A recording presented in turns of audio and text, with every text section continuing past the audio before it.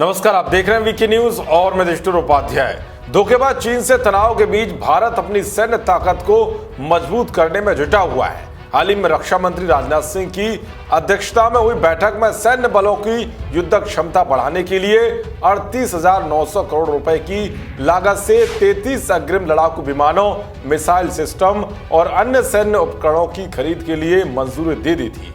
इसके अलावा मोदी सरकार ने तीनों सेनाओं को अपनी जरूरत के हिसाब से घातक हथियार और गोला बारूद की खरीद के लिए 500 करोड़ रुपए के आपात फंड को मंजूरी दी थी।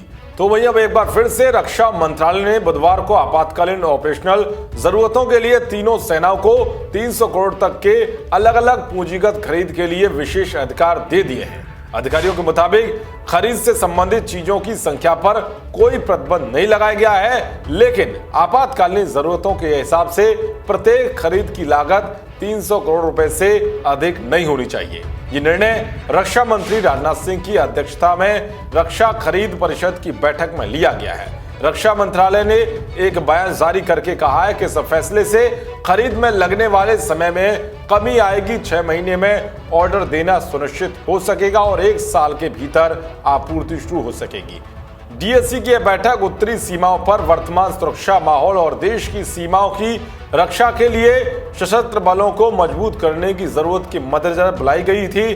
दरअसल चीन के साथ तनाव के बीच तीनों सेनाओं ने पिछले कुछ हफ्तों में कई सैन्य उपकरणों, हथियारों और प्रणालियों की खरीद शुरू की है। इससे पहले भारतीय वायुसेना की ताकत बढ़ाने के लिए रूस से 21 MiG-29 और 12 सुखोई के सौदे को भी मंजूरी मिल गई है। साथ ही भारतीय वायुसेना के लिए 59 MiG-29 के अपग्रेडेशन के लिए भी हरी झंडी दे दी गई है। इन सब की कुल लागत 18,000 करोड़ रुपए से ज्यादा है।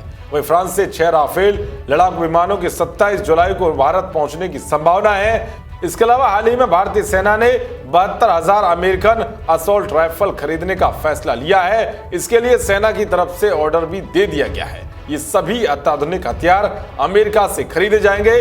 बता दें कि पहले बैच के ऑर्डर के पूरा हो जाने के बाद सेना की तरफ से इस बंदूक के दूसरे बैच के लिए ऑर्डर दिया गया है। इससे पहले सेना को 72,000 अमेरिकी असॉल्ट राइफलें मिल चुकी हैं, जिसका इस्तेमाल उत्तरी कमांड और ऑपरेशनल एरिया में किया जा रहा है। इस राइफल की सबसे बड़ी खास बात यह है कि इसकी रेंज 500 मीटर तक है। इसमें 7.62 mm का बोर है। साथ ही इसकी गोली दूसरे बंदूकों के मुकाबले बड़ी होती है, जो ज्यादा घातक है। इस बंदूक से लगाया गया निशाना बेहद सटीक होता है और एक गोली में ही दुश्मन को ढेर करने की क्षमता है। यही वजह है कि इसे शूट टू किलर राइफल भी कहा जाता है। तो ये चीनी सेना ने पैंगोंग में फिंगर 4 से पीछे हटने से इनकार कर दिया है। ऐसे में चीन की हरकतों को ध्यान में रखते हुए भारत ने भी पूर्वी लद्दाख में 60,000 सैनिकों की तैनाती कर दी है।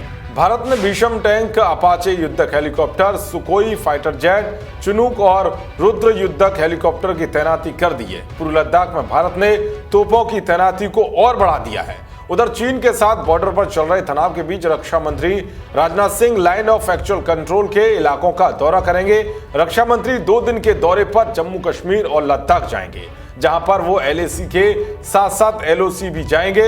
रक्षा मंत्री राजनाथ सिंह 17 जुलाई को ले पहुंचेंगे। यहां से वो LOC के इलाके में जाएंगे, जहां पर पाकिस्तान बॉर्डर पर तैयारियों का जायजा लेंगे। इसके बाद 18 जुलाई को राजनाथ सिंह LAC इलाके में जाएंगे, जहां पर चीन बॉर्डर की स्थिति का जायजा लेंगे। देश और दुनिया की तमाम खबरों को पाने के लिए देखते रहिए वीके न्यूज। जय हिंद, जय भारत।